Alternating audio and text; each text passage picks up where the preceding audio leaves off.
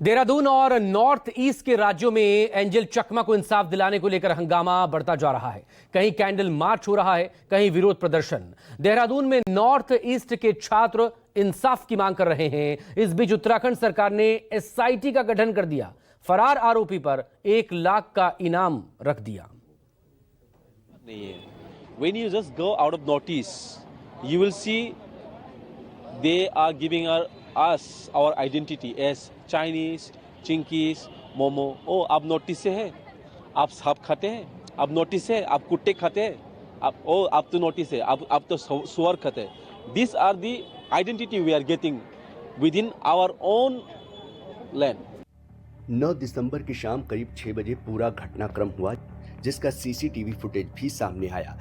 इसमें आरोपी एंजल चकमा के साथ मारपीट करते दिखाई दे रहे हैं। मृतक एंजल के भाई का आरोप है कि सारा विवाद नस्लीय टिप्पणी के बाद शुरू हुआ। हम लोग को मेरे को थोड़ा पोक कर रहा था, ये चिंकी उनकी मेरे को थोड़ा सा रेसिज्म कर रहा था, तो मैं थोड़ा अपने तरफ से अपना सेल्फ डिफेंस मतलब थोड़ा बोल रहा था। बस उन्हें अपना कन्फेस किया कि भैया क्या वो गाली क्यों दे रहे हो। तो उनका वो प्लानिंग था, क्या था वो मेरे को पता नहीं, पर उन्होंने डायरेक्ट मेरे में अटैक कर दिया उन लोग ने। तो फिर भैया आया मेरे को बचाने के लिए आया, फिर भैया को मेरे को कड़ा से मारा, भैया लगा उससे, फिर भैया को उन लोगों ने चाकू मार दिया स्पाइन की तरफ में। एंजल चकमा और उसका भाई माइकल देहरादून में रहकर नामी यूनिवर्सिटी में पढ़ाई कर रहे थे और मूल रूप से त्रिपुरा के रहने वाले थे, जिन्हें कुछ लोगों ने चाइनीज नागरिक समझ लिया और नफरत में इतने अंधे हो गए कि मारपीट पर उतारू हो गए। इस केस में देहरादून पुलिस ने 5 आरोपियों को गिरफ्तार कर लिया है, जबकि एक आरोपी के नेपाल भागने की जानकारी है, जिस पर पुलिस ने 25,000 से बढ़ाकर 1 लाख का इनाम कर दिया है। अभी तक जो एक फरार अक्यूज्ड है उस पर चूंकि जो मेरे स्तर से 25,000 का इनाम जो मेरी लिमिट थी उस पर किया गया था, आज जो है मुख्यालय स्तर पर एडीजी लॉ एंड ऑर्डर द्वारा उसको 1 लाख का इनाम किया गया है। अभी तक जो फरार अक्यूज्ड है, जो अभी तक ये बात थी कि वो नेपाल जाने की पूरी संभावनाएं थी, अभी तक जो हमारी टीम के इनपुट्स हैं कि वो नेपाल के बॉर्डरिंग किसी जगह पर छुपा हुआ है, तो हमें लगता है कि इसमें भी जल्दी सफलता मिलेगी और उसको भी हम पकड़कर उसको ला सकेंगे।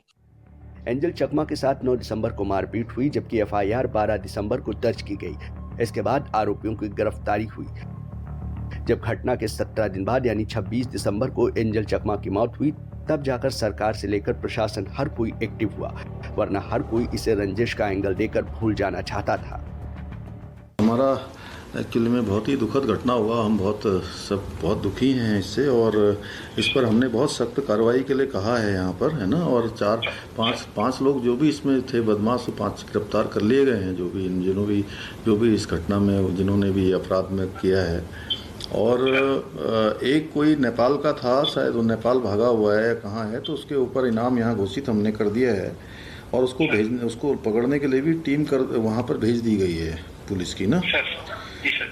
लेकिन चलिए अब ये तो सब हो ही जाएगा, लेकिन बहुत दुखद है और हम बहुत दुखी हैं, मतलब सच में बहुत कष्ट है हमको। और मैं समझ सकता हूँ आपका बहुत कष्ट है, परिवार में बहुत कष्ट है, और थोड़ा सा हिम्मत करिए। और क्या कहें, बहुत आपके लिए, एक पिता के लिए इससे ज़्यादा कष्ट और क्या हो सकता है ना। माता पिता के लिए आपके परिवार में बहुत कष्ट, बहुत दुख है, बहुत अनहोनी है। हम भगवान से यही प्रार्थना करेंगे और इन जो भी लोग इसके दोषी हैं उनको हम लोग कड़ी से कड़ी सजा दिलाएंगे। यहाँ कहा किसी जगह में भी कुछ गैप नहीं होना चाहिए। उन्होंने मुझे एश्योरेंस किया है कि इन लोगों को जो जस्टिस देना है वो जस्टिस दिलाएंगे, और उनको अभी 5 आदमी को अरेस्ट किया है।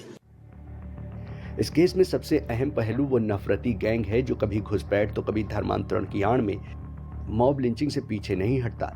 लेकिन कमाल की बात देखिए कि देहरादून पुलिस ने इस बात से ही इनकार किया है कि एंजल की हत्या नस्लीय टिप्पणी का नतीजा है। 2 पक्ष होते हैं, तो उसमें अगर एक पक्ष खुद एक प्लेस से रिलेटेड है, वहाँ पर नॉर्थ ईस्ट से रिलेटेड है, और साथ ही साथ एक नेपाली मूल का भी वहाँ पर युवक है, तो जो टिप्पणी है वो नस्ली टिप्पणी की श्रेणी में इसलिए नहीं आती है कि उसमें खुद भी जो है एक युवक जो है वहीं का, उसी स्टेट का जो है निवासी है। और ये बात उन्होंने भी स्पष्ट करी है कि उनकी कोई मंशा दूसरे को नहीं थी, ये आपस में उनके द्वारा जो है कुछ अपने डेरोगेटरी रिमार्क्स आपस में शेयर किए जा रहे थे, जो एक ग्रुप बैठा था, और कहीं ना कहीं उसका इंप्रेशन ऐसा गया कि वो कोई टिप्पणी उनके ऊपर की जा रही है। यहाँ देहरादून पुलिस एंजल चकमा की हत्या को आपसी विवाद मान रही है, जबकि सच ये है कि नॉर्थ ईस्ट के लोगों के साथ अक्सर दुर्व्यवहार की घटनाएं होती हैं और इसके पीछे वही नफरती गैंग के लोग होते हैं जो खुद को समाज का ठेकेदार समझने लगते हैं। अब इस मामले की जांच के लिए उत्तराखंड सरकार ने SIT गठित की है ताकि नस्लीय विवाद के पीछे का सच सामने आ सके। देहरादून से अधीर यादव के साथ ब्यूरो रिपोर्ट, न्यूज़ 24।